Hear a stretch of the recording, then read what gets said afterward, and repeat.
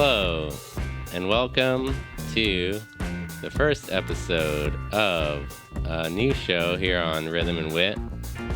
This show is called Creative Inclinations, and it is a one-on-one conversation show about art, music, culture, entertainment, and more. With me, David Steele. And with me today is my first guest, Barclay. How are you today? I'm good. Good. Thanks for coming. Yes. Maybe just a little closer, but Thank you for inviting me. yeah, this is something I've been wanting to do for a while. I was saying, I started a new job a couple months ago, and I had this set up because I knew I wasn't going to have as much time to edit as I used to. So I was like, I need to figure out a new way to do the show and not have to edit it. So I have the new setup where I can switch cameras on, while we record. And so that's been super easy.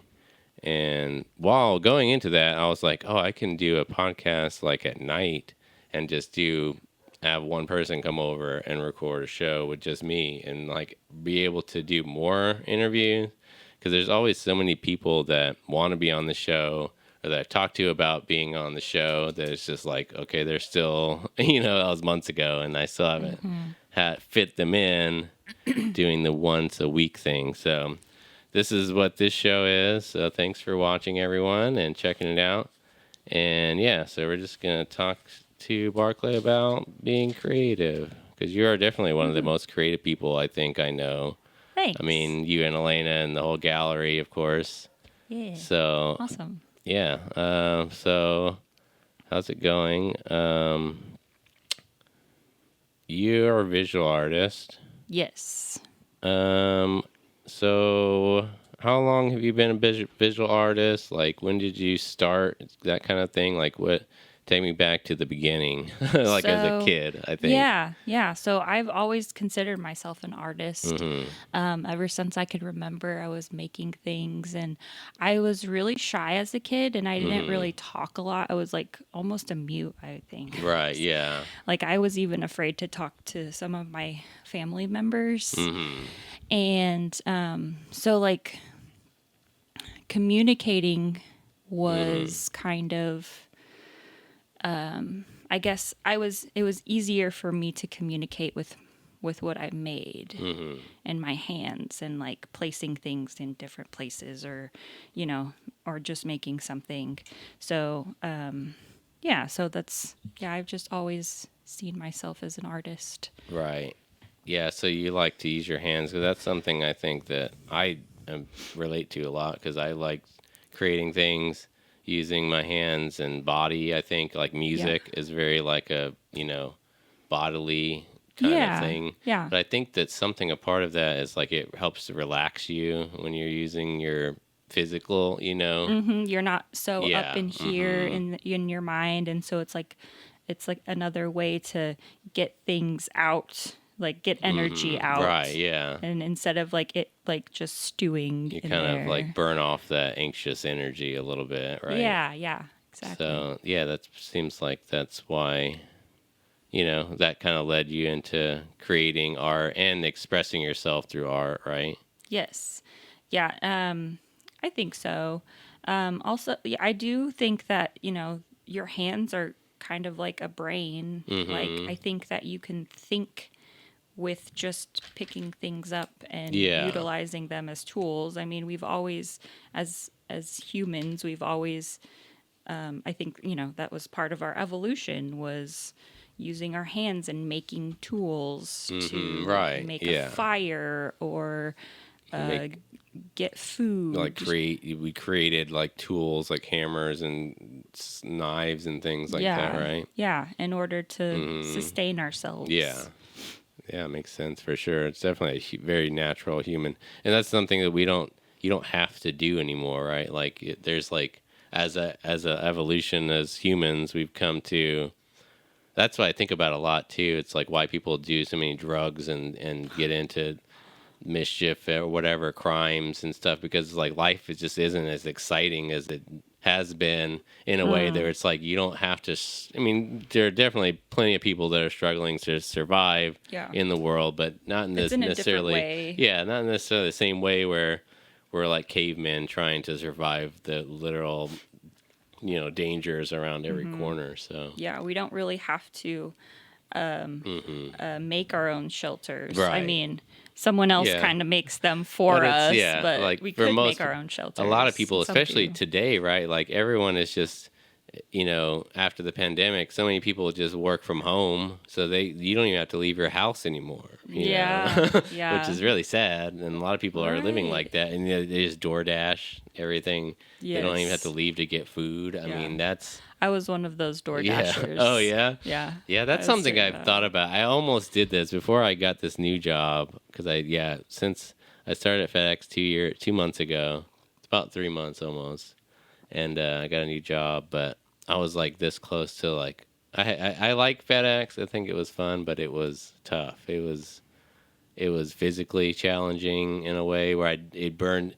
I used so much energy doing that I would come home and have just no energy to do anything else, like creating the things that I want to do, like podcasts and things.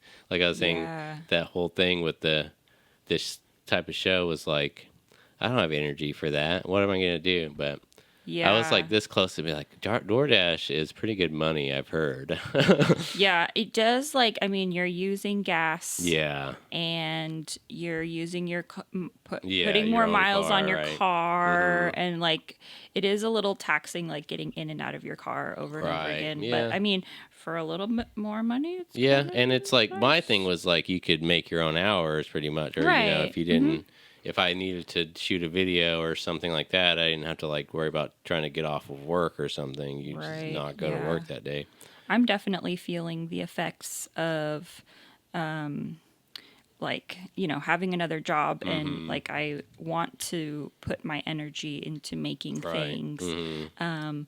But yeah, I definitely feel like, having another job, it's taking all of my energy, and then I'm using the leftover energy to do what I want Yeah, to do. and then it's not going to be as good if you don't. I mean, you're kind of just struggling to like scrape something together, Right, which is yeah. like not what you want to do with your art or whatever you create. Yeah, yeah.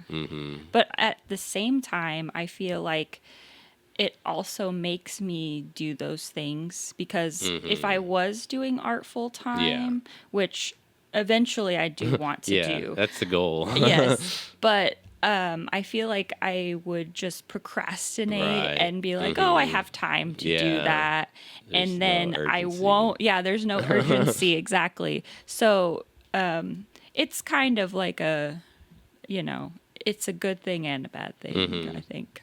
Yeah. Yeah. Like I said, I think that's a good point because you do, especially when you're at work, you're just thinking about like, oh, I can't wait to get off so I can do whatever I really want to do. Right. Yeah. So it's kind of motivating in that way a little bit. Yeah, because I'm going to use the time that I have left to do those things that I really want to do. Yeah. Even if it's not a lot. So that's something. Well, I want to just stick on the art stuff because Yeah. you do a lot of different mediums. I guess, okay, one question I had was I know that you went to school for art and you Yeah. studied art. So can you talk about that? Like, where did you go? What was that like? So I went to UCO and I had a studio art or I didn't get my degree. Oh, okay. But I went I went to UCO for studio art.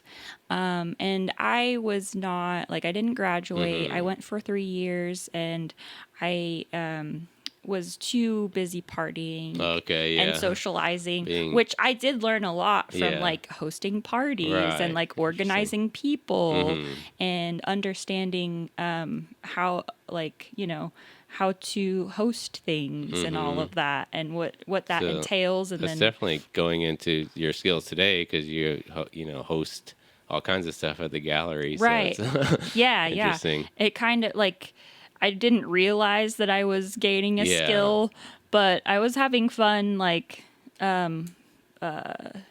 being more outgoing. I think like And trying to find your own voice too, because you said you yes. struggled all that time, I'm sure, up to that point, right? Yeah, so in high school, I think I opened up a lot too because I moved to Oklahoma from Colorado, and I didn't want to be here. I had to like start all over again, Yeah, meet it's new tough. friends, and like getting into high school, and you're still meeting new people. Yeah. It was like I had to kind of like get out of that shyness, but luckily I had friends that like pulled me out of that, and I think that's high school was when I really got into being passionate about art. Yeah. My art teacher was amazing, Miss Yeah. Fisher in Ardmore. We were doing college level stuff in Oh, high nice. school, and that's when I really got into sculpting with clay and making these larger sculptures because she did not give us a lot of like she didn't put any boundaries on us. She was like, Just whatever said you want to here. do, we're going to make sure that you can do it. Yeah. They had And the supplies, so you said yeah. go run free. and she would like use her own Yeah. finances to because the arts aren't very Yeah. well That's probably financed in most of, schools. I imagine that's a lot of art teachers. I don't know. It's Right, something a that- lot of art teachers do put their own money into buying materials and things because the materials for artists are expensive and you need a lot of them in Yeah. order to make things.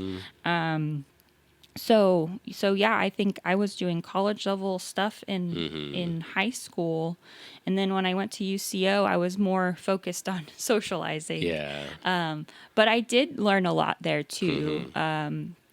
A lot about painting. That's when I started painting more. I think in high school, I focused more on Sculptures. and three stuff. dimensions, and that's kind of I understand space a lot, and Okay. and then in college I got to learn color and mixing colors, and that's when I was like, oh, this painting thing is pretty And cool. And you, that's interesting you say that because it's definitely something I hadn't really thought about. But you do explore space in your 2D paintings. I mean, it feels most of them, if I think about it, are very 3-dimensional feeling. Like you feel like you can go into them. I think. Cool, yeah. I do try to Yeah. make depth Yeah. for sure. Yeah, I definitely explore 3 dimensions on my That's awesome. 2D things. Yeah. Yeah, I'll definitely keep that in mind next time I really see some of your stuff. Because I already can think you do a lot of spheres and Yeah. the human shapes or what are they, forms and things that you create, very 3-dimensional. So Yeah, I like spheres because we live on a sphere, Yeah. and so I feel like it's kind of like getting back to the earth almost, Yeah. and trying to pull focus back to that. Yeah. Because I think that's important. Yeah, it's definitely something I think about the Earth, right? It's just like this weird bubble in the Yes, universe and that it's like just floating. and I think that one thing with that is like that's just actually all we are is this bubble, and like we're actually Yeah. not separate. We're actually all the same. Yes. In it's just molecules within that bubble that are pushing and pulling on each other and Yeah. turning into different things. I mean, kind of like a turning in- cell. yeah. Like we're just like a giant cell. But that's something that I've kind of had the revelation of probably within the past year about just like how connected actually everything is, because what else is there? I mean, right. Yeah. we're all just here together, and like As much as we want to leave and go somewhere else in the universe, Yeah. we can't do that yet. Yeah. So we might as well just be here. right. Well, I think about it because everybody just we feel so separate from everything else because our brain does that. But like really, Yeah. it's not. I mean, Because it's like we know that like that's your body Yeah. and this is my body, and like and our brains like separate Yeah. that, and then we also like I don't know. I think there's just a lot of brain loops happening, and like you get trapped in there. Yeah. But that's what I think was so good about art too, is just exploring those things too, Yes. and yeah. and kind of like you said, kind of seeing things from different perspectives. I mean, other people's perspective for one. Just Yeah. someone. Yeah. I like to ask the viewer, or I love hearing what the viewer has to see in my Yeah, paintings, 'cause because a they- lot of the time Yeah. I don't see that at all. Right. And then when I'm like, what you see a person in a boat? Yeah. What? And then I look at my own piece differently. Yeah, it changes your perspective. And then, right, yeah. And then I'm like, okay, I see that. And so maybe I was like subconsciously painting that and I Yeah. didn't even realize it. So I'm like learning about myself Right. by what other people see in my work. It's really cool. And that gives it another kind of depth, I think. Right. Yeah, in different ways. I mean, I had a question about, well, I guess because this kind of transitions into the gallery, but because you took a lot of classes, did you learn things that you use now to like, because have you taught any classes at the gallery yet? I think have. A couple, maybe. I taught a few watercolor Yeah. classes. They were very small and intimate, but I think I needed that. Yeah. It'd be probably better. You don't want to jump in and try to Right. teach 20 people something. Yes. And like it's different. Like I feel like when I do art, it is a lot of like meditation and like I'm in my Yeah. own head. And so, and like instructing someone on how Yeah. to do something is completely different, especially that everyone is different. So like it's hard for me to explain how to do something. I'm just like, oh, you just do this. Yeah. And then like people are like, what? And I'm like, no, you just do this. It's that simple. And like, you know, like for me it's simple, but for someone else, they don't see it that way. So it's hard for me to just like guide them, Yeah. I guess. So it was a lot of learning, trying Yeah. to teach someone, and I'll have to like relearn how keep to do that. trying. Yeah, Yeah. keep trying. I think the more you do it, I think that something about it, because I think about teaching. I think that I will be some sort of teacher one day. I think. I mean, I could be now if I have enough knowledge to be able to share with other people and but in certain types of things, right? And I would Yeah. think maybe with music is one that I mean, we're playing bass anyway, not necessarily all music, but Yeah. I can definitely teach somebody how to play the bass. But I think that when it comes down, I mean, I just kind of speculate on. I think that the key is to like get people to practice. It's like you were saying, you can show someone, oh, this is how you make this kind of line or whatever, but it's like, yeah, and you do it and you've had so much practice doing it, so it looks super easy, but yeah. someone else is like, I've never done that before. I don't know how to do that. Right. And the only way to do that is to do it over and over and over Yeah, and over. that repetition. And that's all you can, I think, as a teacher, you can really do is like teach someone how to practice for them to get, Yeah. Okay. Yeah. I don't that know, makes but sense. maybe that could help. Next time you try it, just Yeah. because. Just do this over and over and over Yeah, again. because I think about with drawing. I used to draw a lot when I was a kid, and I moved away from it and got into graphic computer art because I was like, I was never the best like at drawing. Like I have a hard time getting the shapes and things that I want the way that I want them, but a lot of that too, I've learned now, of course, is that I should have just kept drawing 1,000 eyeballs, or 1,000 arms or 1,000 legs, it's like to get those Right. proportions, because that's the only way you're going to get it is to do it over and over and over. Yeah, it's kind of like your hand and your brain are trying Yeah. to like connect. It's the same thing with music in that way is, yeah. like trying to play something on an instrument. It's like your brain knows what it needs to do, but that's not as easy as getting your hand to Right. do that. Yeah, because sometimes like you have to train your fingers. I remember trying to or learning the guitar and like my fingers don't do Yeah. that. What about am I supposed to put my hand Yeah. way over here? But it's just like your finger has to learn Yeah. that muscle. Like it has to build the muscles just Right. like any other muscle. Yeah, I definitely think about that a lot with music, is that at this point, I've been playing bass for almost 20 years or about 20 years.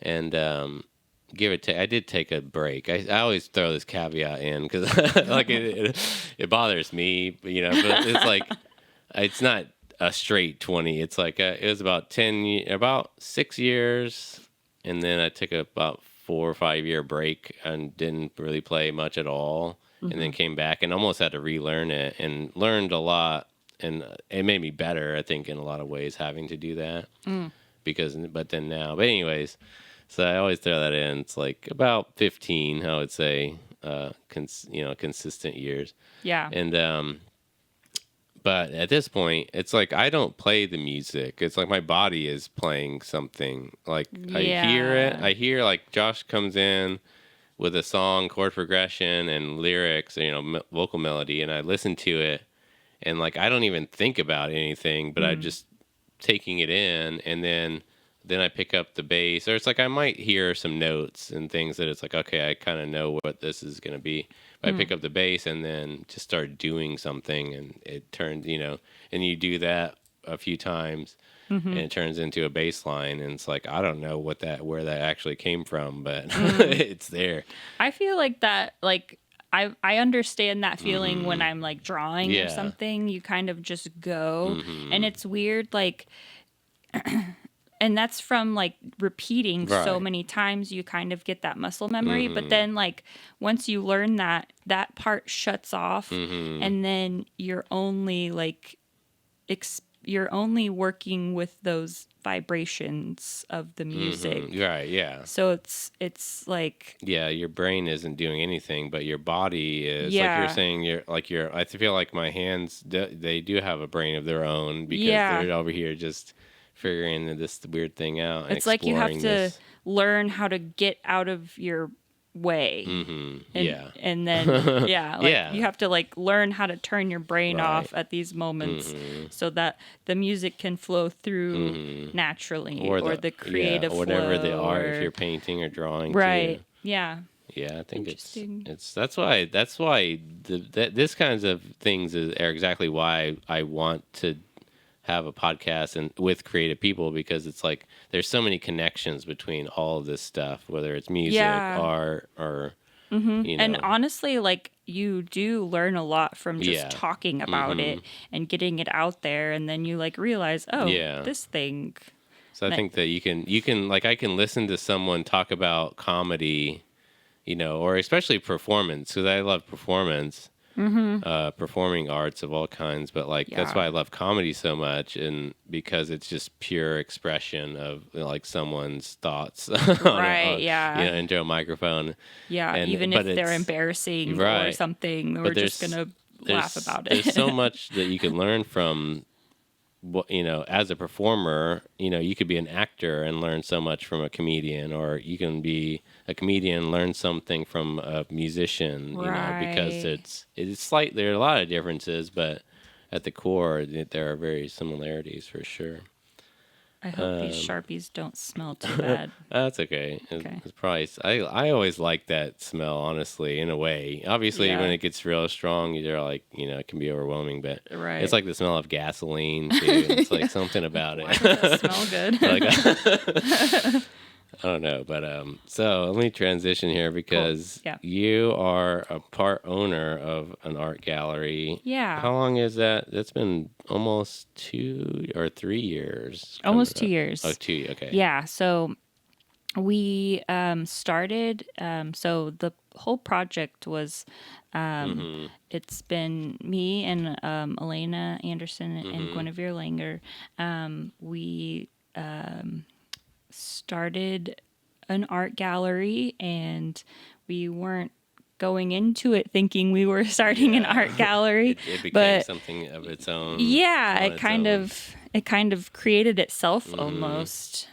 We wanted to have a space to work with, where I don't have a lot of space in my apartment, and we wanted like studio space. Especially if you wanted to make bigger things that, we wanted to experiment with immersive art. We've never like built anything like that before. We started this project, so we wanted to do that, and we wanted a place for people to just come and view what we had, our art. I mean, you wanted it to be a gallery of your stuff. Yeah, right, exactly. And then we started bringing other artists in, and like, and because we couldn't pay for the space Right. It's like really. you kind of had to. It was like a necessity, right? Yes, To yes. We're like, be well, able in order to to. pay for this space, we're going to have to let the community come and enjoy it with us and help us pay for this space. And so we kind of made this artist collective of people that also wanted to share their art and have people come and view it, and do something cool with other artists, and so yeah, we started a gallery, and we incorporated the immersive art in with other people's art, to create this interesting experience,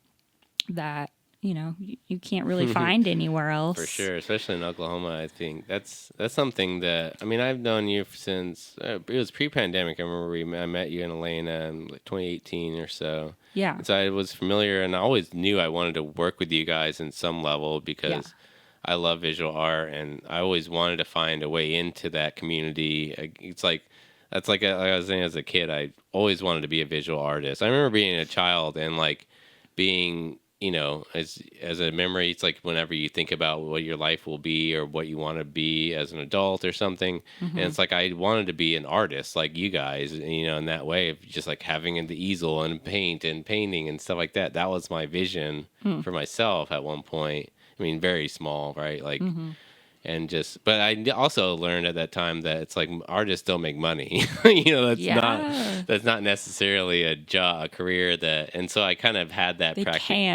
practicality type of mindset where it's just like I know I couldn't actually just be that. I think, and to be, and because I always knew I wanted to have money and have the things. Well, so that many I people wanted. tell you, that too. Like I feel like growing up, when I told people I wanted to be an artist, they're like, well, I think that's exactly what else do you want to do? Like, it's right, exactly the same thing that happened to me. Like every time someone says that, like every time someone tells someone they're an artist, they just immediately are like, well, you can't make any money from that. Or they just look at you like, that's the starving artist thing, right? It's like and I met so many people that are that. I mean, most artists are starving for, it's like you give up so much. I think that's something that, is noble about it too, is that you give up so much to create something that is just, it's necessary. We need it in the world. But it's like nobody wants to pay what it's worth, and like you can't, we should all be making money and getting to create art just as much money as an accountant or a lawyer or whatever, Right. It's like, well, even like, I mean, there's so many, I think that like art is everywhere. Like if you're creating something, you're making art. Yeah. Like culinary arts, music is art.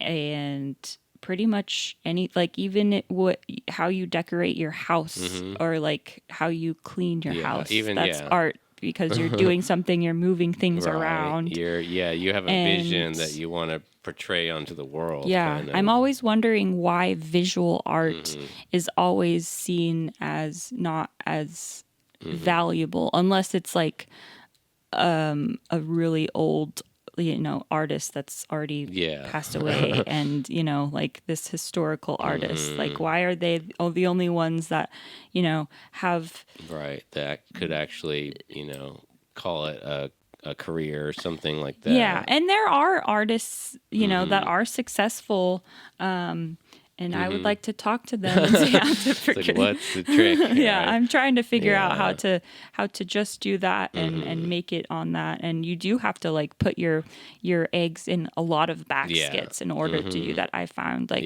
a lot of artists they do pop-ups, but then they also have stuff online, and they also have stuff in this gallery, and maybe this gallery and this gallery. So they do a lot. It's very like entrepreneurial too. I think you have to be your own business. Because I have talked to, I mean, obviously I know a lot of the artists at the gallery, at your gallery. So, and that's more of like the people that we all have like 2 or 3 jobs, or we have other jobs and trying to do art and do these other things. Yes. So it's like that's kind of one level. But I have talked to, because we did go to we went to the SoonerCon, and we were just talking about her, Alexandra Brott.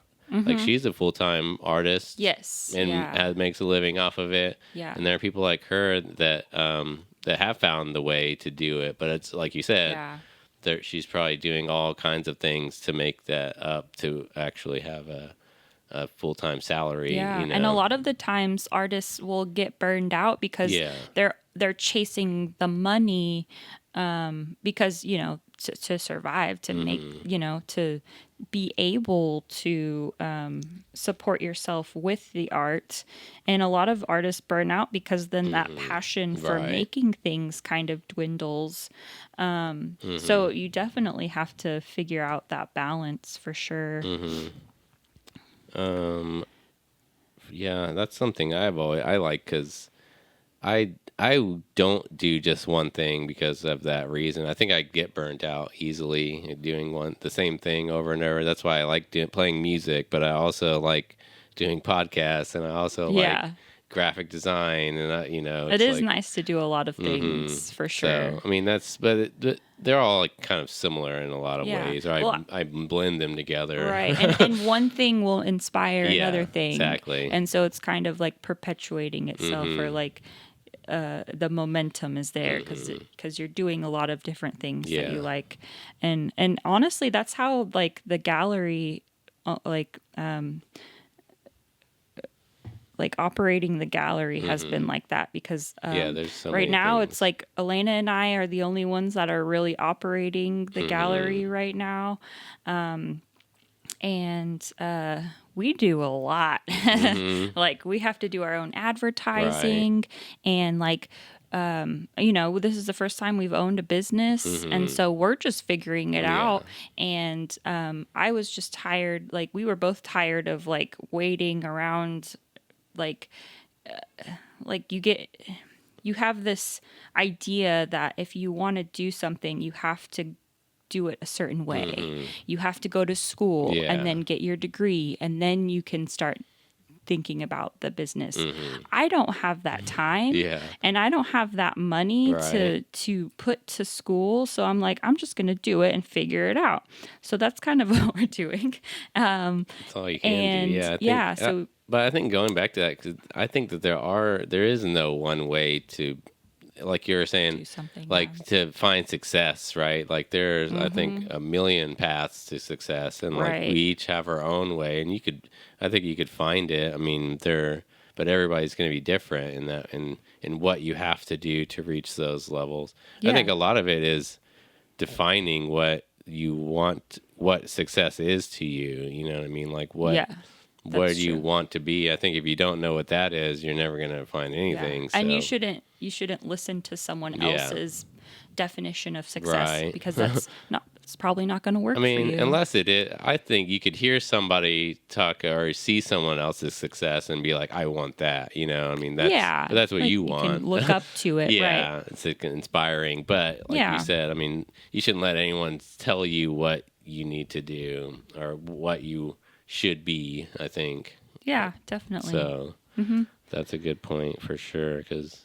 But I do think it's like we all just have to figure it out on our own in a lot of ways. I mean, you can talk. That's why I like doing the podcast too, is like it gives people a chance. We can talk about strategies and things like that's, and hopefully learn and share with other people that want to learn and stuff, that they might find some tricks or different things that they could use to, better themselves in whatever they're wanting to do.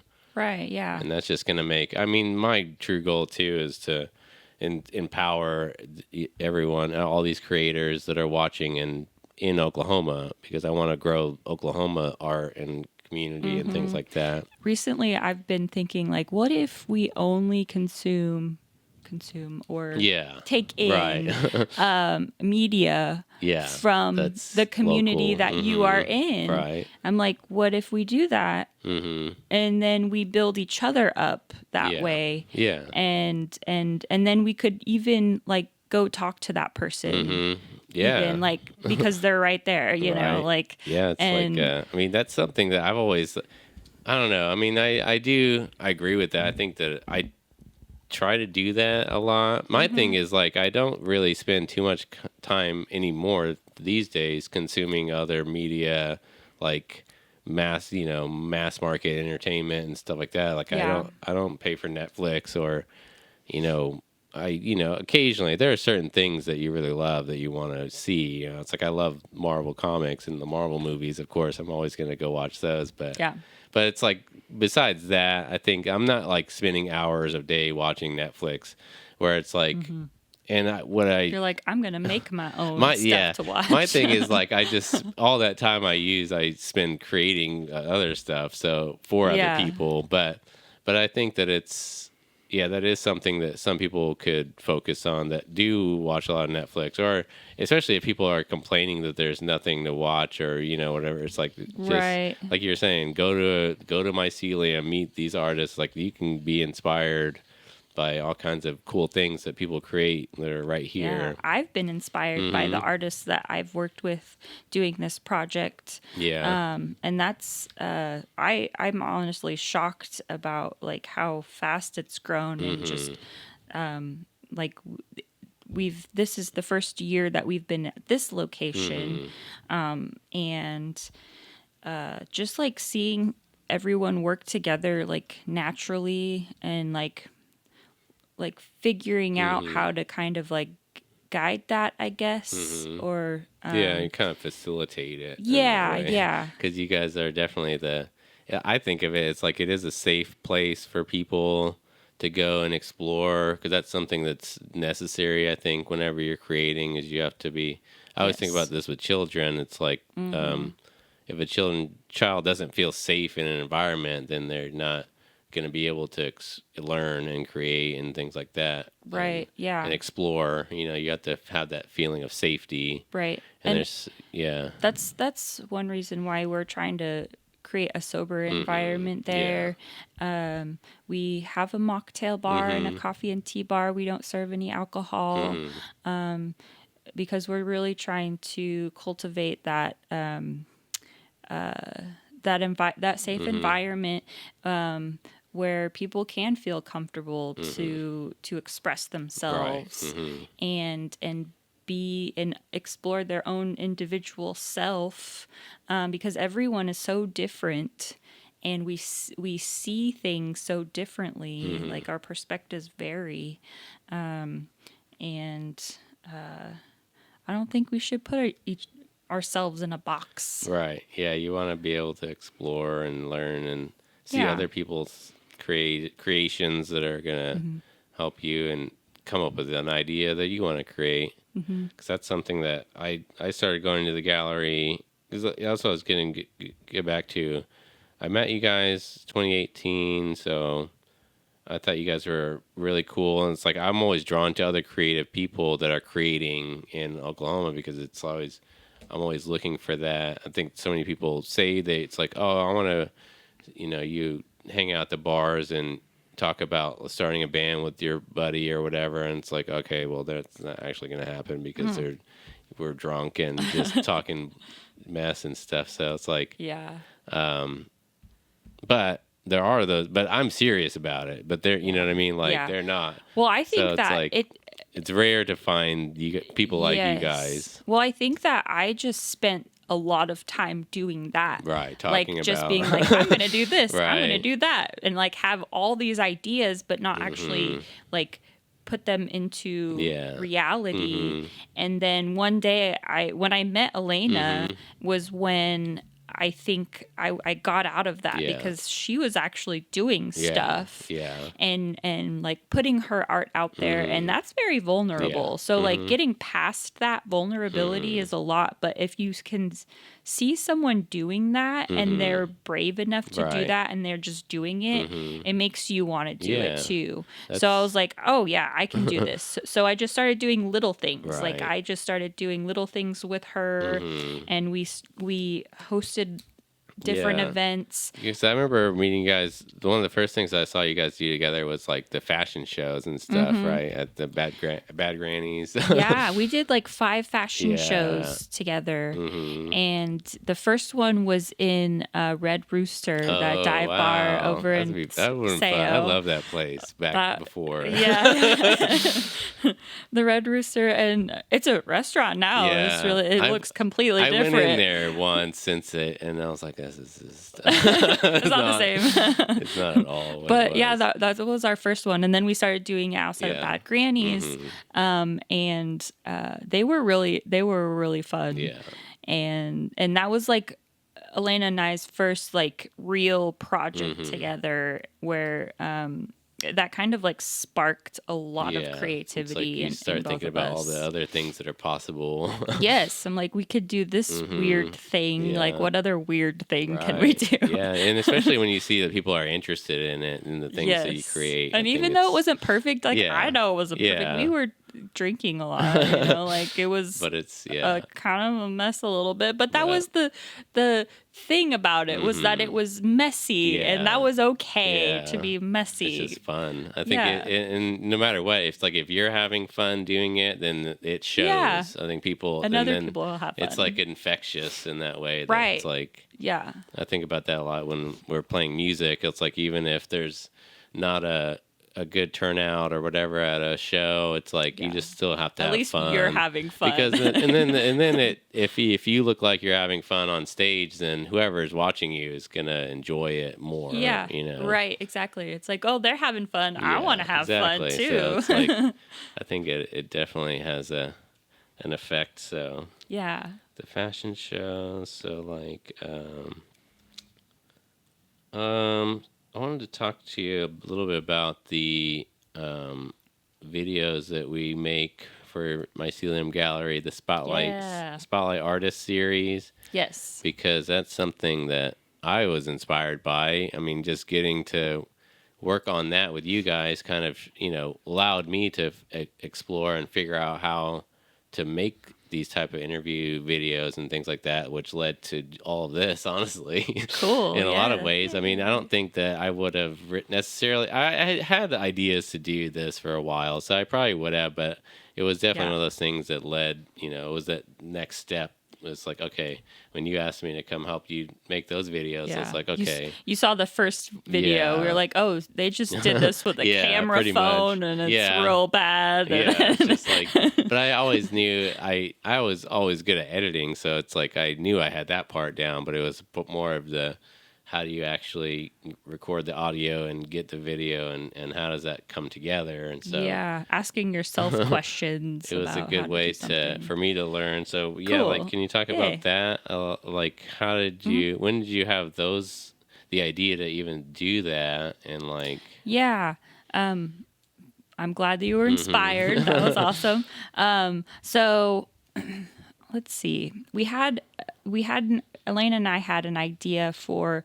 We were just trying to think of different events that we could do with other artists. Yeah. Get to know them.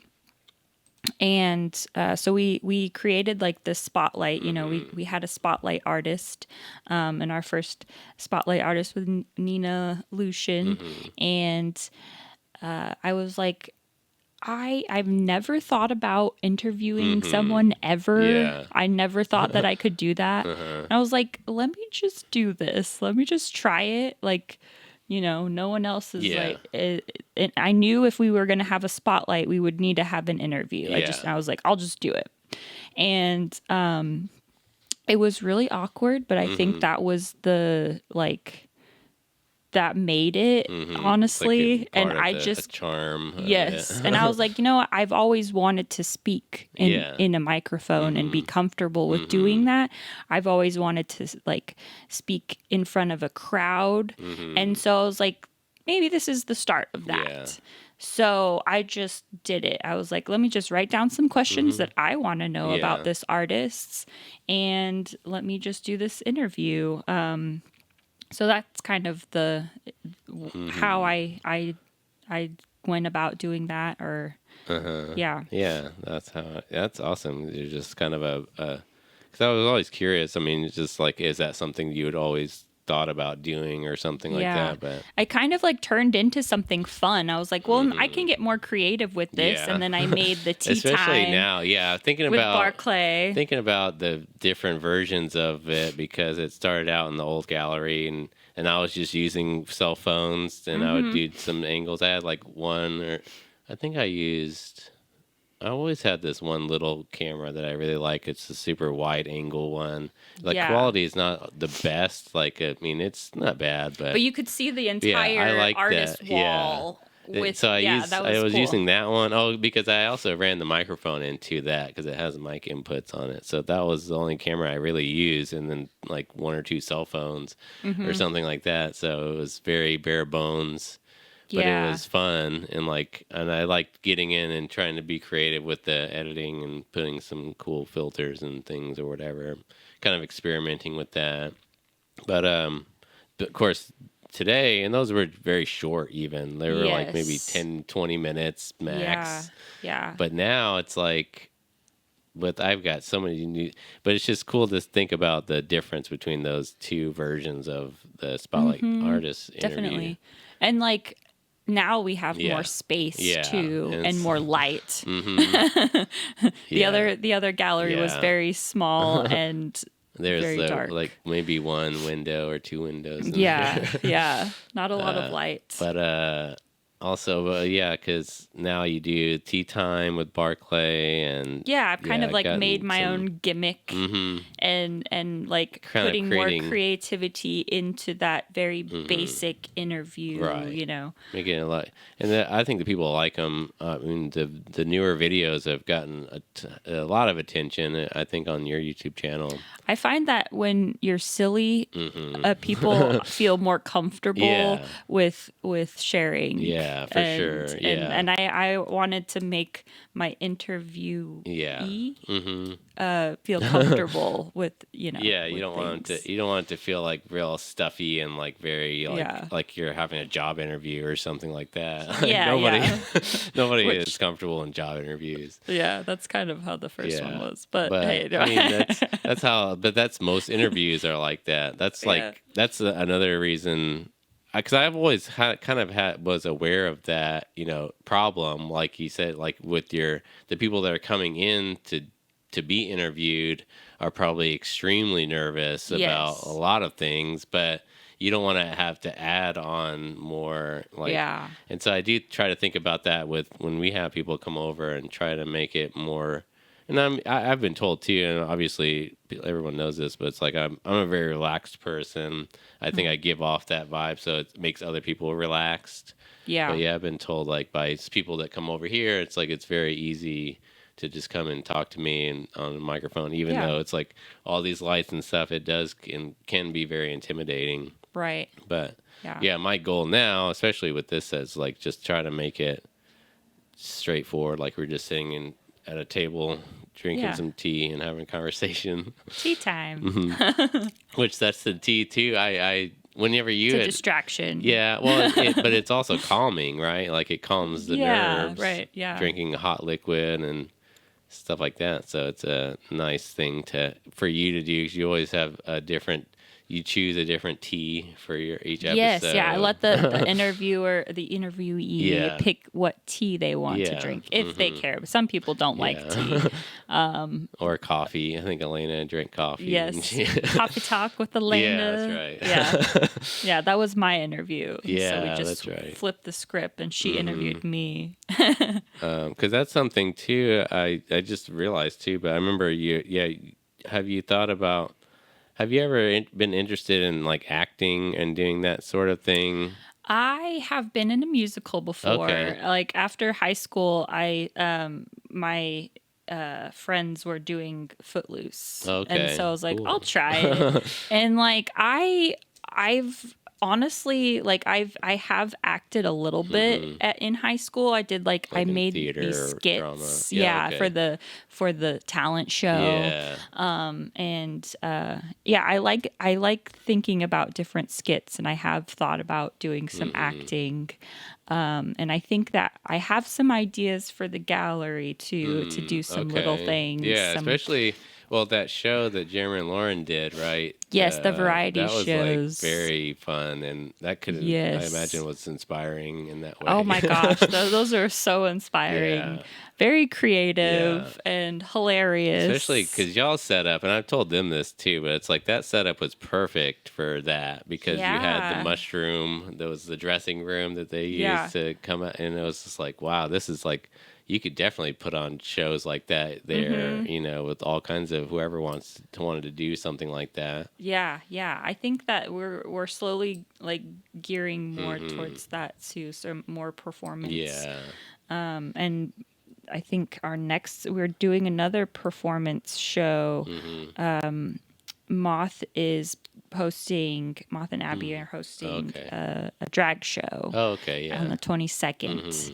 Hmm. So we are doing more performance Hmm. stuff.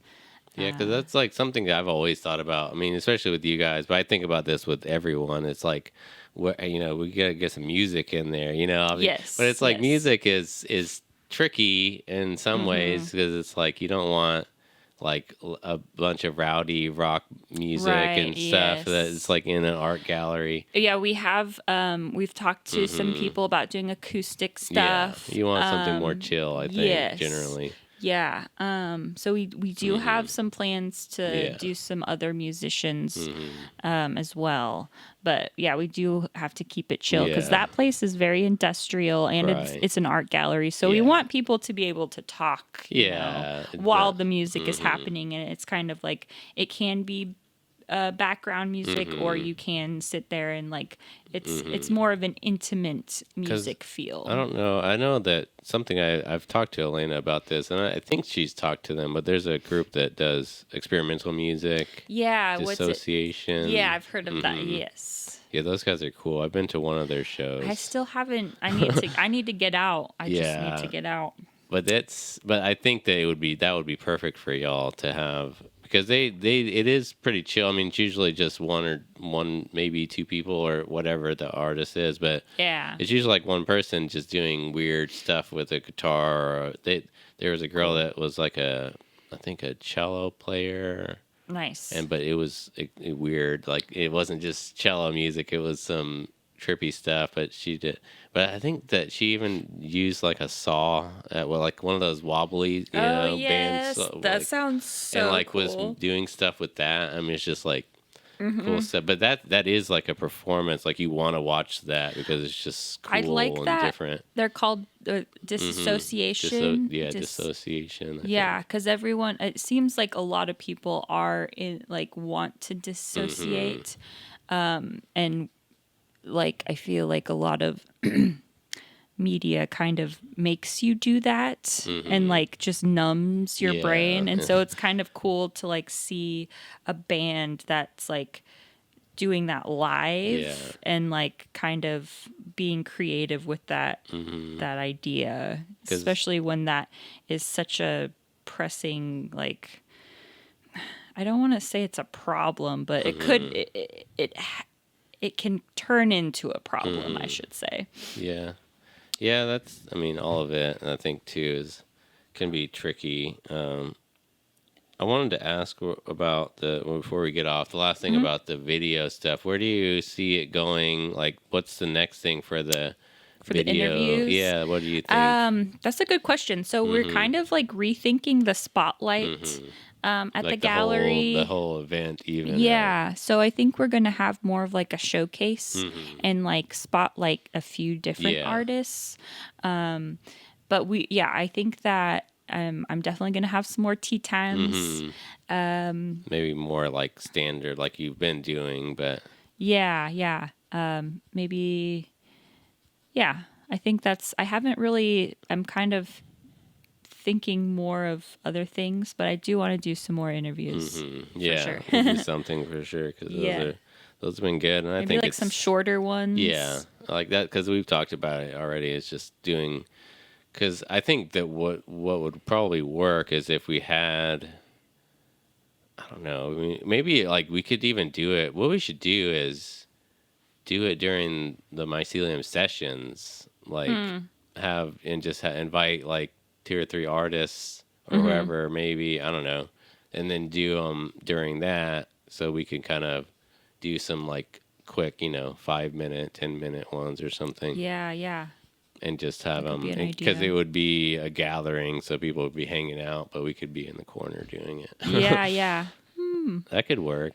That's true. Cause And then yeah, we could use those collective hmm creative vibes yeah, to make it, maybe yeah, if I like felt like I was performing in front of people, I would hmm be sillier. I yeah. don't know. I don't know, but that was an idea because I Yeah. know we've talked about how to get people, how to get more people in one space. The Yeah, problem with it interview is, multiple people at yeah, it's once. like you can't. Okay, we have to come, meet up at the gallery at this time and set up all this stuff, Right. and then it's like it's hard to do that And then it's with, just that one person. That yeah. makes sense because So, then but if you we're could have already them, right, there, and and it's then like if everyone's there and we just set up the yeah. cameras and lights for a few hours, and then have or whatever it is, and then have multiple people. Yeah, being more efficient. Yeah, because that's what I Efficiency. always think about whenever we've talked about doing multiples. It's like it's just harder because it's a Yeah. lot more setup if you can't do it on one setup. But Yeah. yeah, that That could makes work. I sense. don't know. Cool. But yeah, so going back to that, what we're getting into, I kind of just wanted to touch back on that. But is kind of this idea of like mindfulness and like we were talking about dissociation and stuff like that. It's like I know that you're big into meditation and things like that because I know you post a lot about it. I think that one thing that I don't use it, I use the Waking Up app. If you know Okay. about that, Mm-mm. it's not a free app, but you can get it for free. Mm-hmm.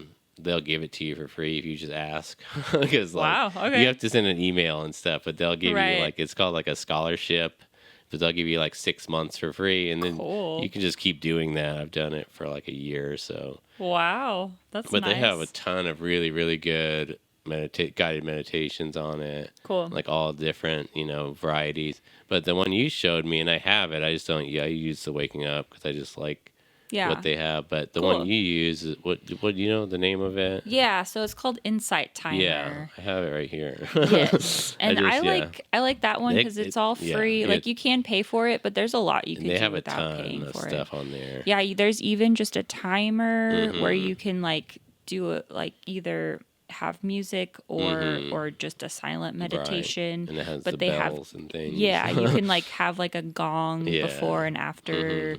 Mm-hmm.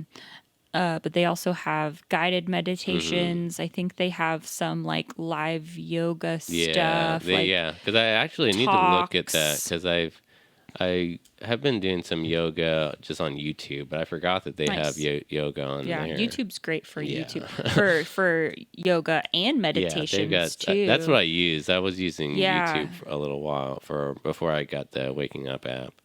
But Yeah. so yeah, how long have you been into that kind of practice? Or Yeah. I'm curious. Yeah. I think I started doing yoga Mm-hmm. first. And I started getting into yoga wow, it was like 2015 Yeah. or something like Okay. that. I was like getting into like going to the gym Yeah. Got and being fitness. healthy and doing Mm-hmm. fitness, and that's when I got into yoga. Mm-hmm. And then I realized that it was Yeah. Like what like else it was? yeah, like yoga can be meditative Right. and it could be all these different things. Mm-hmm. Like it's great for stretching. Yeah. And then I got into meditation from that because I Okay. think I did like some yoga classes where they did a Mm-hmm. Yeah. meditation. You're like, oh, this is nice. Yeah. And so yeah, that's when I got into meditation around that. I don't think it was like 2016, Yeah, so that's been a long time. I 2017. don't know. Yeah, I've only been into it for about, maybe almost 2 years or a year and a half. And Yeah. I think it's been life changing for me, Yeah. honestly. Like it's like my whole mindset is different and on a daily, like just every Yeah. day. It's like I don't have the anxiety. My big thing for it was the only reason I got into it was my anxiety was so Yeah. bad Same. after the pandemic. I struggled with just social anxiety. I've always had social anxiety, but it was just multiplied tremendously after the pandemic and getting back into the society and, exposing myself to the world again was very tough. And it was a long road of recovery for me after that, but meditation was a big part of it. And just learning when I got into it, it was interesting. I just got into the breath work first because I was trying to figure out how to calm myself down. Yeah. From I would just get my heart rate would just start elevating randomly, almost seemingly anyway. And it would just be like, okay, how do I, figure out how to regulate that, be more calm? And so I started doing the breath work stuff, and then that which is called yoga nidra. Yes. It's like when I got into meditation was doing that for like 2 or 3 months. That was all I was doing. I didn't even do any like regular guided meditations. Yeah. And it was like and it was very helpful and just made me feel better every day. And especially when I would do it continuously, like after a while, it was just like, oh. And then I think all meditation is like this. Like the more you do meditation, the less you need to do it. Yes. And I think that it's like you start to do it all the time in a way. Yeah. Recently, it's been hard to find time to just sit down and do like an actual guided meditation. I try to do some they're like 20 minutes or 10 minutes. That's but what's nice. Is you could do a 5, 10, up to 30 minutes or an hour or whatever. As long as you're focusing on your breathing and like just noticing what's happening, that's pretty much all. It doesn't matter how much time spent. Usually a lot of my meditating is when I'm driving, honestly, and I'm just doing like breathing exercises and trying to like breathe into my belly and trying to be aware of what's happening on the road, because freaking streets are crazy right now. Yeah, you definitely want to be. That's what's like. I always think about that too, because I took a trip. It was last year around this time, actually. We drove to Denver, Colorado. You're familiar with that drive? Yes. I'm sure. Yes. So it's a long, long drive. And the first time I did it, or I've done it like 3 times, I guess. But I love that this drive, time, by the way. Well, like the first time I did it, it was horrible. I hated it. And it was like the second time, I think it was me and Nick went up there. That helps. And that was fun, but it was still like by the end of it, by the time we got there, I was just delirious and just like, I don't know. I just can't stand being in a car for more than like half an hour, really. Right. It's like mountains cool. But what's weird is get like, on the ground. And then so I started doing meditations and stuff last year, and then we went on that trip, and it was a completely different experience. Like, because I was driving a lot of it too, and I was just like zoned in on just the freaking landscape and stuff, and it was just like very relaxing. Nice. And I was just like, holy crap, this is like changed my perspective on road trips, I think. Yeah. Just because you can just get lost in this, and allow these thoughts to just like, I don't know. I think the big thing for me too is I've always had overactive kind of thinking and stuff like that. So it's like learning how to just let those thoughts pass and not focus on those. Yes. That's been massive for me. But yeah, it was just like you would just stare into the vista and just let those thoughts just front off you and not and it helps sucked in because when you're driving, so all this stuff is like it's coming at you, right? It's going behind you, so it feels like you're just like letting it go. That's an interesting. No, but one thing I think about a lot because I do walking. I walk. Nice. And I've been doing this for probably almost 3 years. I'll go to Lake Hefner, go to the river downtown and put on music and just walk for an hour and a half or like 5 miles or whatever. And that was massive for my physical health. But a lot of it, there's a meditation aspect to that too, because something about letting the world come at you and like you feel like you're moving through the world. And there's different ways you can kind of focus on that aspect, and it's a meditative experience. Yeah. Walking definitely releases a lot of energy too, and it doesn't feel like you are. But it's just, you're that was letting for me. It go. It's like I need it now, and it's like I haven't been able to do it I haven't either. lately Like, because my new job, and it's necessary. I have to do it. Like if I don't, it's like I build up a lot of anxiety. Yeah. And that I need it to release and I feel like I come up with so many ideas, or I kind of make like more like resolutions while I'm there. It's like I kind of, resolve myself to do something that I want to do. And it's like, whereas otherwise I won't. I think it's weird. I don't know. Yeah. But yeah, it's definitely necessary for me. Yeah, for sure. I mean, all of it. It's like I'll never not do meditation, I think, in some level. Yeah, even like when I'm, working on a piece, like if I'm drawing, I try to like get into that meditative state and just let the creativity flow and not have to control it or anything. Like a lot of my art is just letting it go and letting it flow out of me and not really thinking about it too much and just letting that, like whatever that, those transmissions that are constantly going through your body, wherever they're coming from, like just letting them go out.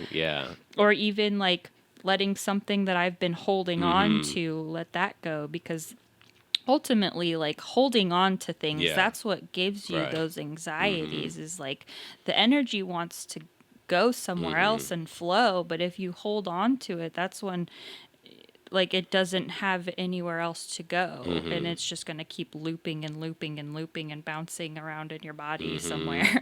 And getting making stuck. you feel bad, or it gets stuck in different parts of your body. I feel like with because I've noticed this about myself, and I don't know. I'm pretty sure it's true, but it's like I feel like I hold a lot of anxiety in my legs for some reason, and I think that's why walking is really good for me.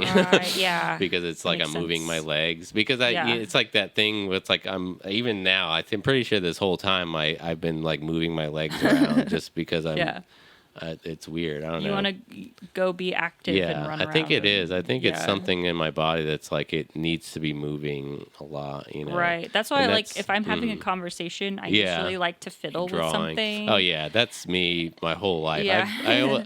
I'm notorious at like breaking things because like I've always have stuff in my hands and just fiddling with junk, and it's like stuff will just, you know what I mean? If you have something like that's anything that like has a switch or something that you can like keep it away from me, because it will not last long. So I've never really gotten into like those fidget spinners or anything like that. I don't know. I never necessarily liked those. They were pretty fun, but mine it has to be small. Like I have like a piece of sticky tack. I can just or have something. a pin. I mean, just or like something. like doing like taking taking on and off the cap. I do that a lot for sure. And I hope that it's not distracting to someone else. Usually I try to like make it like not obvious that I'm doing it.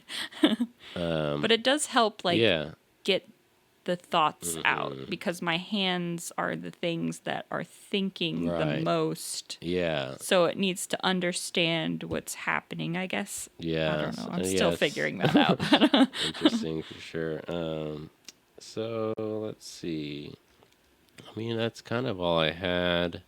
I know that one last thing that I'd like to bring up and just see what you want to say about, just because I know that you're very, from your Facebook posts and stuff like that, you're very like concerned about the world in general, like as far as like, I mean, there's plenty to be concerned about in the world.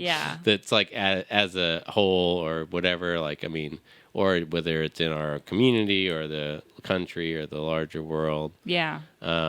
I mean, especially with like when it comes to like recycling and just protecting the earth and things like that. Is there anything that you've had on your mind lately you want to talk about? I mean, I'm sure there. You don't have to get into. Well, there's a lot of that I want to say. No, there's a lot that there's a lot that I want to say that like, I don't know. I guess I don't know. I don't know. I mean, what's been like the big concern lately as far as anything? I don't know. I feel like I think that it's really important for people to listen to themselves. And because we naturally have a lot of intelligence within us. And a lot of people listen to other people Yeah. and Like get their opinions from other yeah, people. and then just and because someone else said it and maybe they look up to that Yeah. person that's truth. And that's not necessarily like that is not truth. Like that might be their truth, Right. but everyone has their own version of the truth because we all have our own personal connection with the earth and with the universe, or just with anyone around us. We have our own experiences, and no one is going to have the same experiences as We all you do or me. we all filter the world through our own experience or whatever, Right. so it's like Yeah. everyone's perceiving something. I do think about this a lot. It's like how, especially when it comes to color, which I don't know that we want to get into that, but That's a whole thing. but like, yeah, we all experience the world differently. I mean, that's just the Right. truth of it. And no one has to be right Yeah, or wrong right. because everyone sees it completely different. So like why I don't understand why people have to put their truth onto someone else Yeah. and tell them Yeah. that is true, and that they're like forcing them to be like, no, this is true. You're wrong.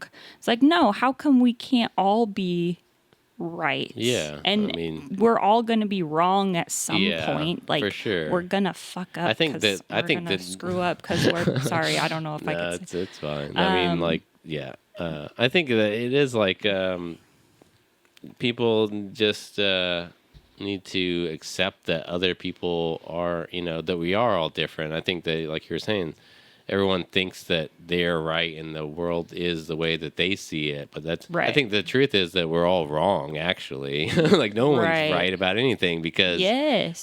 I think no human can actually really conceptualize or really understand the truth. You know what I mean? Right. Like, We can't. I don't think our brains Yeah. are meant to do that. Right. And honestly, I think the best way to know the real truth is to talk to everyone. Try to learn more and Yeah, more as much as you can. try to understand what someone else sees. Yeah. And maybe like you don't have to completely believe what they believe, but just just try to understand or try to see it from their point of view.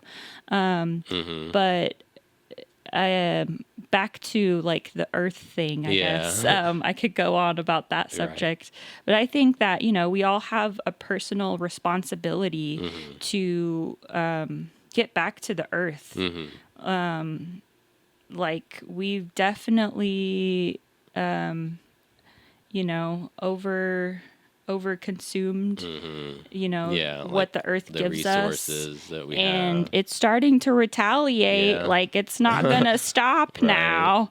Yeah. So like I think It's- it's our responsibility to be like, hey, like what do you need, Earth? Because I'm sure the Earth is feeling the effects of us more than we're feeling the Yeah, effects of right. what's happening with the Earth. Yeah, because it's so easy to ignore. I mean, it is, and not for everyone, but I mean, everyone's, like, people are suffering from hurricanes all over Yeah. the place and And other earthquakes and, things.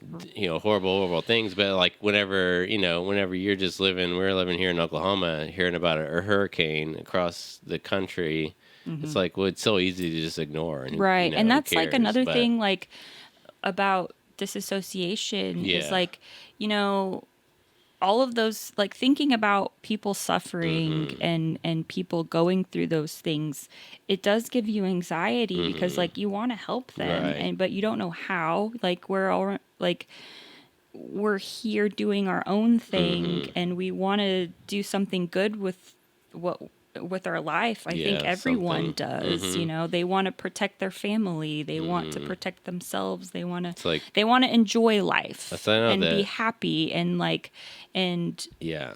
honestly the earth gives us that if we just listen to it. And I don't think a lot of people just want to talk and talk and talk and talk and they don't want to listen. Yeah. But honestly, listening is probably the most important thing you can do. And that's where all the wisdom comes from, is listening. So yeah, I'm just trying to change something just based on what I do, because that's the only thing that I can control. Right. That's the only thing that we Yeah. can all controls what we do.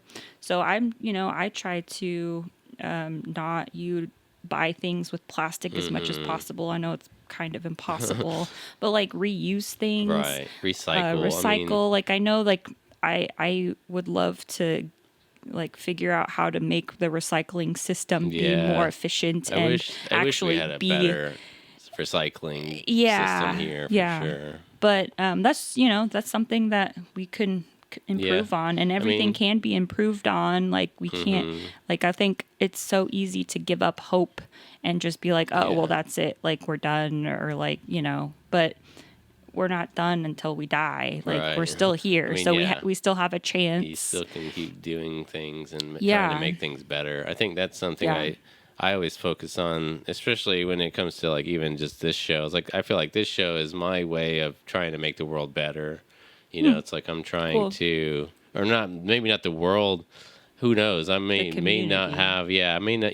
And this goes for everything. It's like you may not be able to have an impact on the world, but you can impact something immediately around you. It's like Right. you Yeah. can make your environment better. Go give someone else a voice that Hmm. might not Right. have Because that. my thing is like even bringing on people that have different skin tones and different, men, women, different age groups. I mean, we had, all kinds of different people on this show, and they talk about their experience, and it's like showing that, maybe somebody sees an African American artist that we have here, and they're a younger African American that wants to be an artist, and they're like, oh, I see that person's doing it, so that gives them power Right. to want to be able to do it too. Yeah. So it's Yeah. like Building this, that yeah. inspiration. I think stuff like that is what I try to focus on, but Yeah. going back Community to, is yeah, important.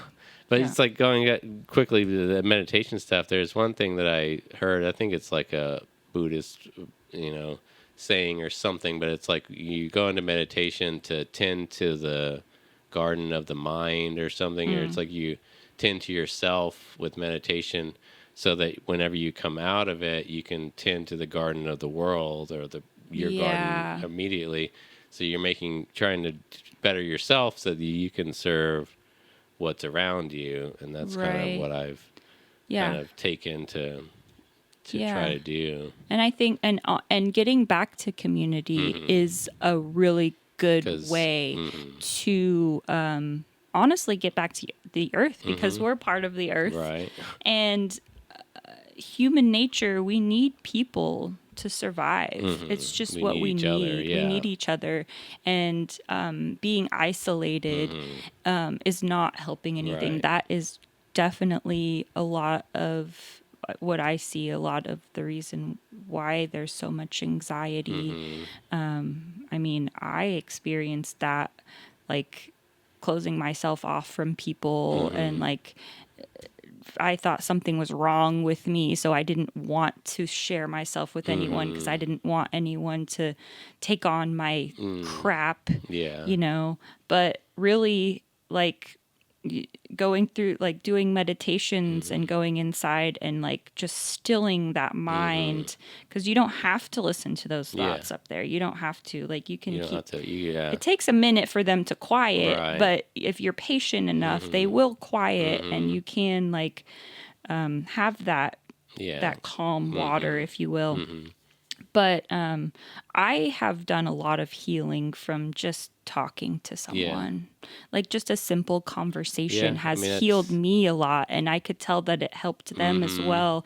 And it does give you a sense of, oh, I have support. And that's Yeah, what that we you're not need. alone. I think. Yes, we need to know that we can be supported, and it's important to know that, especially around us, because like my family is spread across the United States, and then like I've had to rely on my friends Yeah, you have for to build your things. own family and community here as I've had much. to build that myself because I had no. Yeah. Otherwise, I would have been freaking alone, and Yeah, like just miserable. yeah, for and sure. like I do have people that, the more that I think about it, the more I support that I have, and I didn't even realize Yeah. it. I'm like, oh, I just need to open myself up, and and accept that support too. That's hard. Mm-hmm. That's hard as well. Accepting help is hard. Yeah, I definitely feel that because I'm very like, I don't know. It's like I'm not that. I wouldn't say I struggle with being a part of a team because it's like I'm a musician. I play in bands, so it's like I love being a part of a team in that way. But there are certain things like with this, even it's like I mean I would love some help if anybody's out there that likes video and wants to come work with us on the channel for sure. I'd love that, but I haven't found that right person yet. Yeah. But it's like Anyone at needs the same some time. experience. Well, at the same time, it's like I don't trust other people that much to be able to do a lot of the stuff that I do with this stuff. So it's like it's hard for me to, like you were saying, to let accept help in that way because I know that in many cases with this stuff that it's like I know the most about it, so it's like I can't really. It's hard for me to allow other people to work on that stuff. But like I said, when the right person comes along, for sure I'll know it, and hopefully they'll be interested in working together because that would be cool to have someone else that work on video and audio stuff here. But we'll see. It'll happen eventually. I think that the more we grow and stuff like that, people will be more interested in coming. Because I mean, I do know some video people, but they're making their own stuff. It's like it's hard to do other projects with that. Yeah. But yeah, so I mean that's pretty much all I had. Cool. Yeah, I guess the last thing is where can people find your work? Do you want to shout out like your social media and stuff like that? So you can find my art on Instagram, clay_bar. My artist name is Clay Bar, so I just switched the bar and the clay but and it's the clay fun bar. It's like it's like a mirror. Kind of like it's like the reverse. Yeah, I feel like my art is a reflection of me, but then I also take into consideration the world, so it's like just like multiple reflections, I guess. Yeah. But you can also find my interview and the interviews that I do with other artists on myceliumgallery.com, and you can find all the information from the gallery there. I don't have my own personal website, but myceliumgallery.com. That's a good one. And Mycelium Gallery has Instagram and Facebook and all of that. And you can find my art at Mycelium Gallery. At the physical location. Yes, I have my art displayed there. And address? I also, it's 2816 North Penn. Yeah. Oklahoma City. In Oklahoma City. I recently expanded my art. I have a few pieces in Treasure Trove. Oh, okay. In Norman. Nice. I don't know the exact address, but it's called Treasure Trove. It's another gallery there. It's like a vendor location. Okay. That's awesome. I'll have to check that out. Yeah. That's cool. So, and then, the gallery's doing tons of things all the time. Yes. I did want to shout out, I can pull it up too, because just so we have the information. We do have an airbrush class. Is that? Oh, that's today. Well, yeah, this episode will come out on Friday the 15th. Okay, so Saturday the 16th, there's a show. Do you want to talk about that? Yes, so we are doing an ornaments show. It's called Ornaments and Adornments. It's going to be all holiday ornaments, anything to decorate your house or have some gifts. There'll also be jewelry there, and we'll have some music playing. The gallery is a great place to buy any gifts. We'll have like little stocking stuffers. We'll have, art is a great gift to give someone. For sure. That's like probably the only gifts I'll ever buy again are going to be from your gallery, probably. No. Because it's perfect. I think there's, especially at Mycelium Gallery, there's a variety of stuff. Like even if you're not super into like abstract art, there are other clothes. Yeah, there's other things that, not all of it's super, weird and different. So there's some more traditional art there, I think, on occasion at least. yeah. And we just got a new artist that has a bunch of prints. Yeah. We're slowly getting getting new artists in there as well. Yeah, so I was just going to read the poster about ornaments and adornments is November 16th from 7 to 9 p.m.